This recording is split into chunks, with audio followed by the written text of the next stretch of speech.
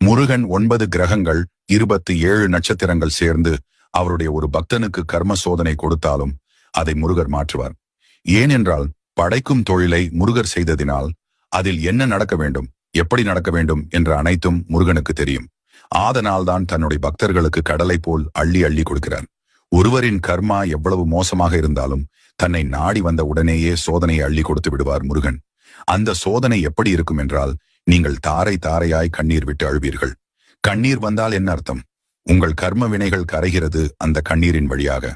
அந்த சோதனையை கொடுத்து கொடுத்து உங்கள் கர்மா தீர்ந்த பின் முருகன் நீங்கள் கேட்ட அனைத்து வரங்களையும் அள்ளி அள்ளி கொடுப்பார். அதிலும் ஒரு இடம் உள்ளது. படைக்கும் தொழிலை முருகன் சிறுவாபுரி என்னும் இடத்திலிருந்து செய்கிறார். இந்த இடத்தில்தான் முருகர் பிரம்மனிடம் என்ன கூறியிருக்கிறார் என்றால், இனி என்னுடைய பக்தர்கள் யார் இங்கே வந்தாலும் அவர்களுக்கான விதியை நீங்கள் சரியாக தான் எழுத வேண்டும், தவறாக எழுதக்கூடாது. அப்படியே தவறாக எழுதினாலும் அவன் ஏன்